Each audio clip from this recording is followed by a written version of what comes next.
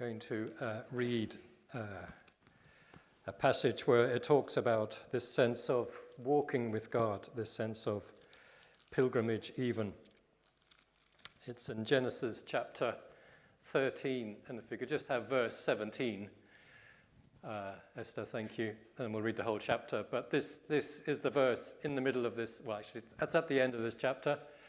And the Lord said to Abraham, "Go, walk through the length and breadth of the land, for I'm giving it to you. Go, walk." The implication is you're not on your own. With you, I'm going to walk with you. But go walk. The life of faith is a walk. It is a pilgrimage. So let's read the whole of the chapter, and then this chapter will finish with this line here, which is the main line really that sums this chapter up. And it says this, so from verse 1. So Abram went up from Egypt to the Negev with his wife and everything he had, and Lot went with him. Abraham had become wealthy in livestock and in silver and gold. And from the Negev he went from place to place till he came to Bethel, to the place between Bethel and Ai, where his tent had been earlier, and this will be significant, and where he had first built an altar. And there Abraham called on the name of the Lord. So he returns to a place. I'll explain that in a minute, at Bethel and Ai.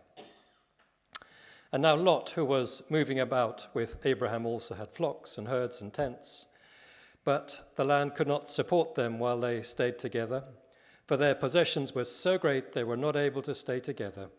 And quarreling arose between Abraham's herdsmen and the herdsmen of Lot. And the Canaanites and Perizzites were also living in the land at that time. So Abraham said to Lot, "Let's not have any quarreling between you and me, or between your herdsmen and mine, for we are brothers. Is not the whole land before you? Let's part company. If you go to the left, I'll go to the right. If you go to the right, I'll go to the left." That's pretty magnanimous and gracious. And Lot looked up and saw that the whole plain of the Jordan was well watered, like the garden of the Lord, like the land of Egypt, towards Zoar. So Lot chose for himself the whole plain of the Jordan, set out towards the east. The two men parted company. Abraham lived in the land of Canaan, where Lot lived amongst the cities of the plain and pitched his tents near Sodom. Now the men of Sodom were wicked and were sinning greatly against the Lord. And the Lord said to Abraham, after Lot had parted with him, "Lift up your eyes from where you are and look north and south, east and west. All the land that you see I will give to you and your offspring forever. I will make your offspring like the dust of the earth, so that if anyone could count the dust, then your offspring could be counted. So go, walk through the length and breadth of the land, for I'm giving it to you." And so Abraham moved his tents and went to live near the great trees of Mamre at Hebron, where he built an altar to the Lord. And that finishes. We read at the very beginning he built an altar to the Lord. So this is a part of his walking with the Lord, what we've got here.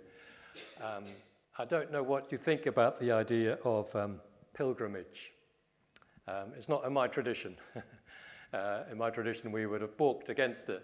Might have smacked of, indulgences or, trying to earn your way to have salvation when we know, Christ died on the cross. He has saved us. It's a gift of grace. Don't need to do anything. He forgives us, shows us mercy.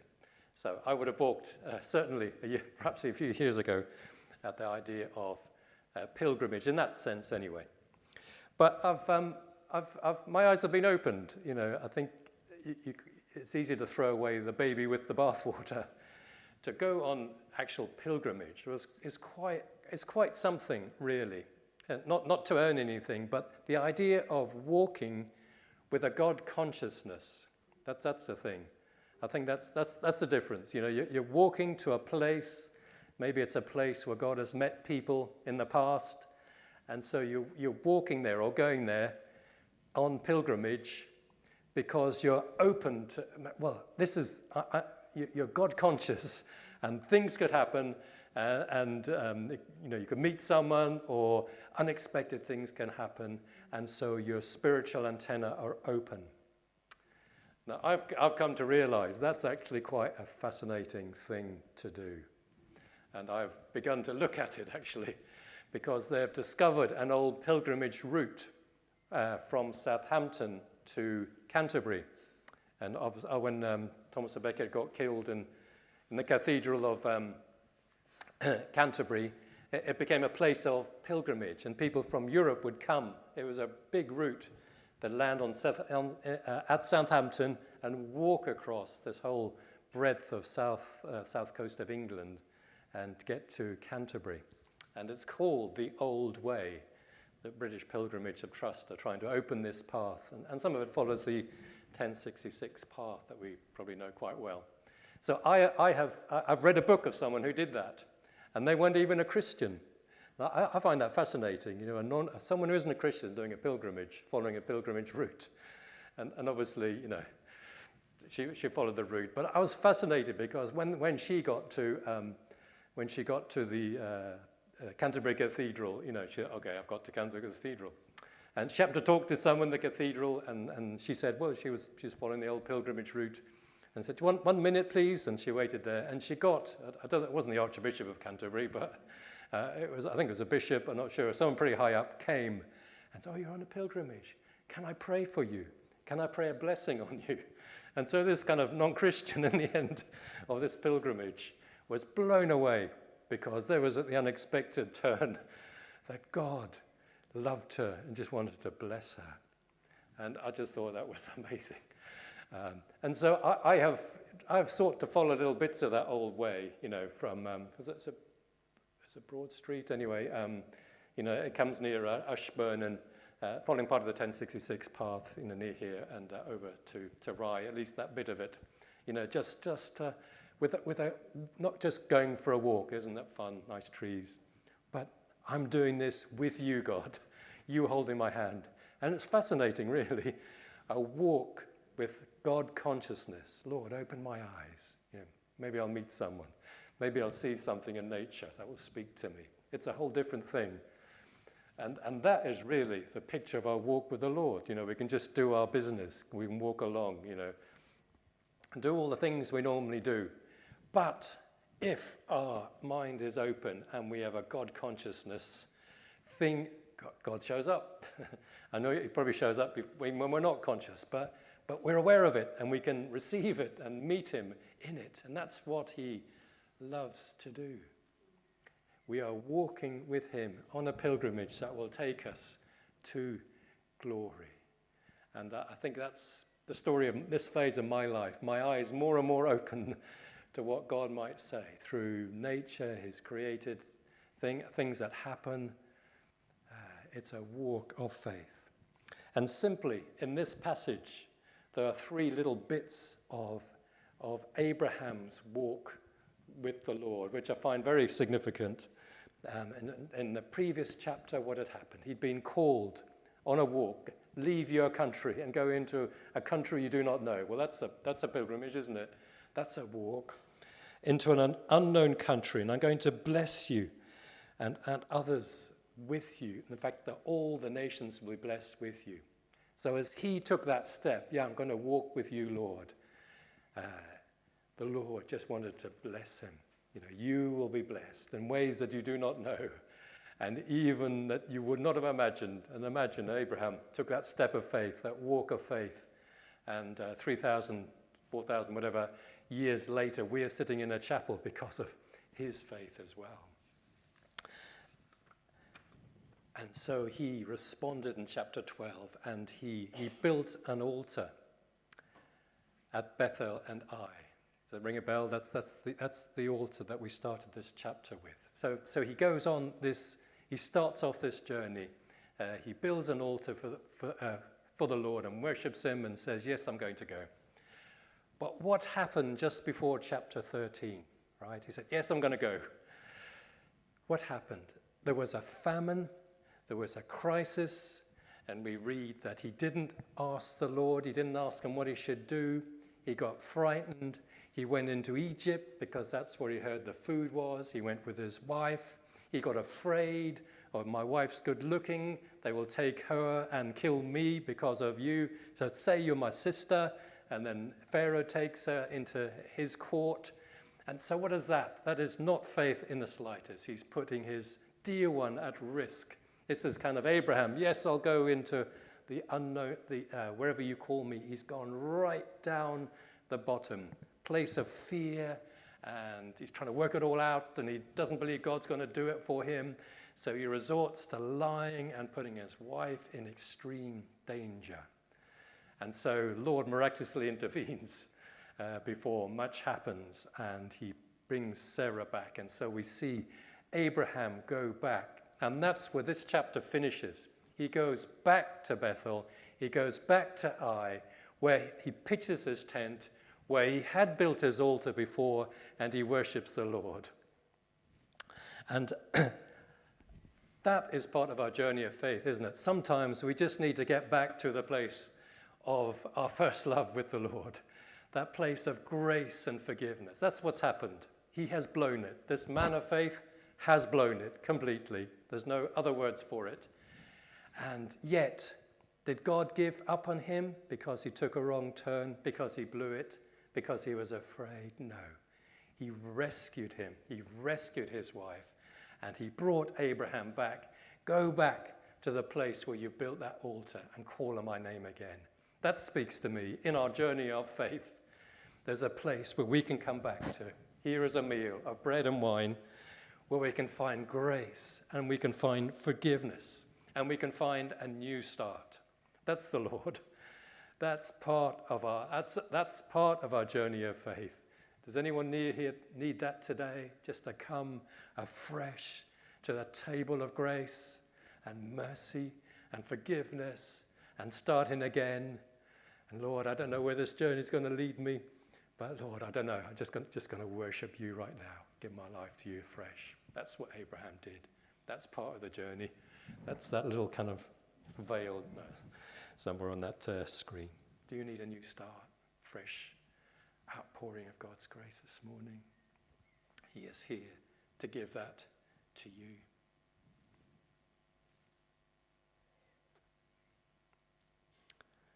So that's one little bit of his journey. And the second bit, halfway through this chapter, we read, he's received grace, he's had forgiveness, and there's this trouble with the Lot and their shepherds. There isn't enough water, so conflict basically, and he could have just put his foot down. Well, I'm the boss here. My herds are going to have the best water, and you just go and sort yourself out. Lot, he could have said that. But what? He has received grace. What is he giving now to Lot? He's saying to Lot, grace. Okay, you don't deserve it. You're impetuous. You choose the bit you want. I'll go the other way. You choose that way. I'll go that way. You choose that way. I'll go that way. He was showing grace. On this journey of faith, he'd received grace that he didn't deserve. And now he was going to show to Lot what he didn't deserve. Because the Lord had promised all this land was his. But he was saying to Lot, well, you can have it. God will look after me. He's now changed. And he shows grace. He shows grace to Lot, who didn't deserve it. Is there someone we need to show grace to who doesn't deserve it? We've received so much grace. That's the walk of faith, isn't it? That's the walk of faith. There are times when the Lord calls us, just let them go. Let them go that way. You go the other way. I will look after you. Just let it go. Is there someone we need to let go this morning in this walk of faith? Abraham did. And so Lot goes his own way, and then there's a third little aspect of this walk of grace. The Lord comes to him and says, all this land is yours. North, south, east, west, you look, it's yours, and your offspring will be as numerous as the dust. All of it. All of it. In this walk of faith. Well, we know that was the battle with Abraham. God had promised him offspring, and he struggled for decades, probably 20 years before he had those children. Did he receive any of the land? Towards the end, he received some of it. But there was a promise, and comes through this promise so powerfully that the Lord was going to provide for him. Even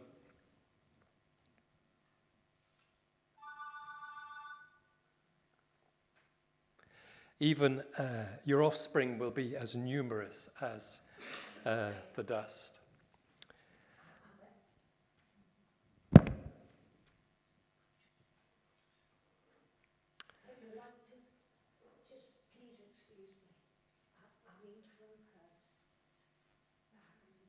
It reminds me of the parable of the prodigal son, where the older son the father went out to the older son and said, "My son, come in, all I have is yours.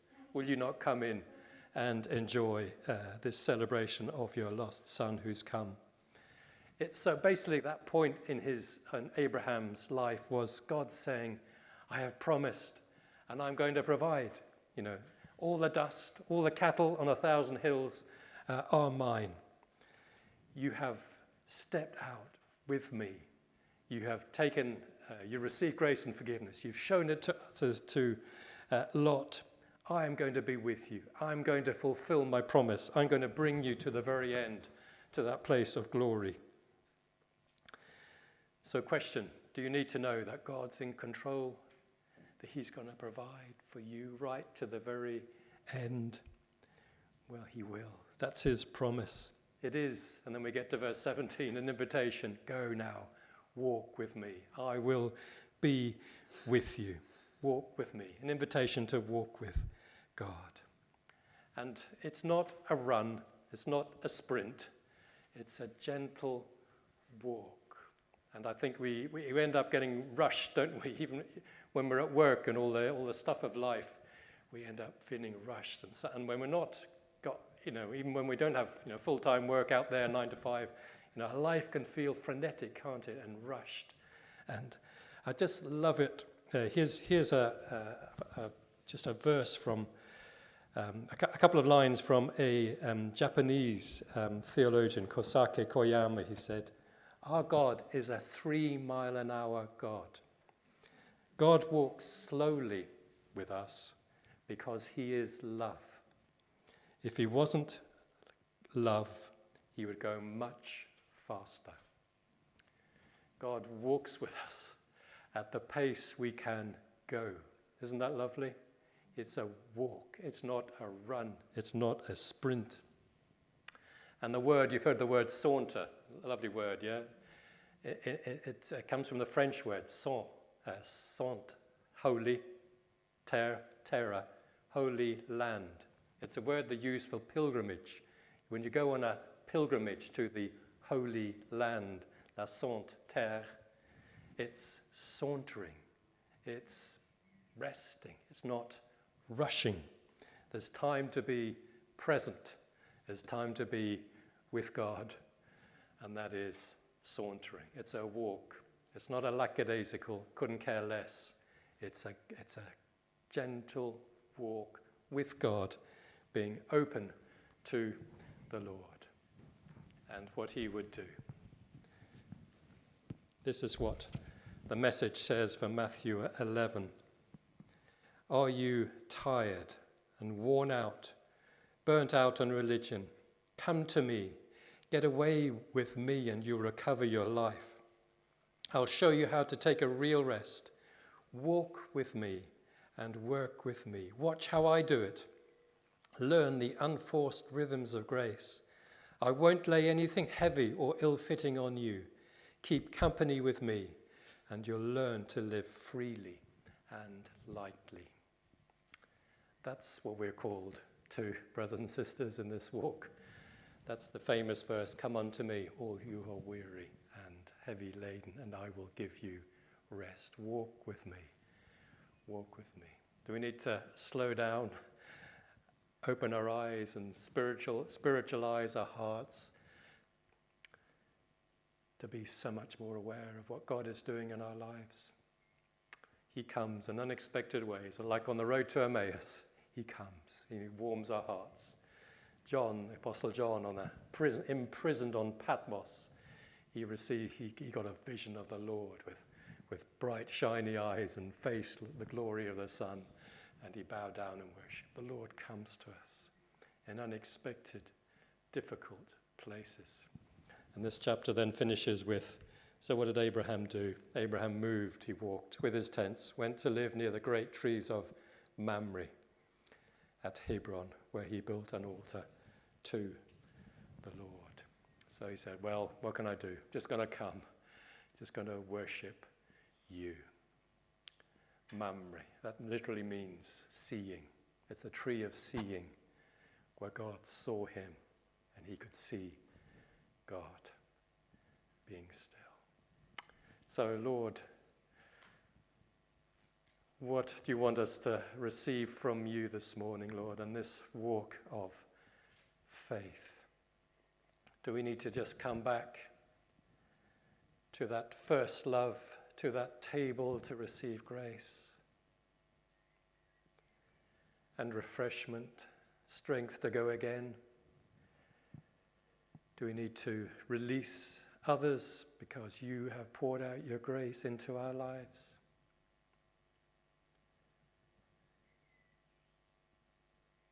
Do we need afresh to be aware, well, you have the cattle on 1,000 hills. You have everything. I do not need to fear. The stars are yours, the dust, everything. I can trust you. All that you have, Lord, is even mine. Thank you. And maybe we just need to slow down and freshly put our hands into his hand and saunter with him today. Enjoy his company. Enjoy his goodness. Enjoy his presence.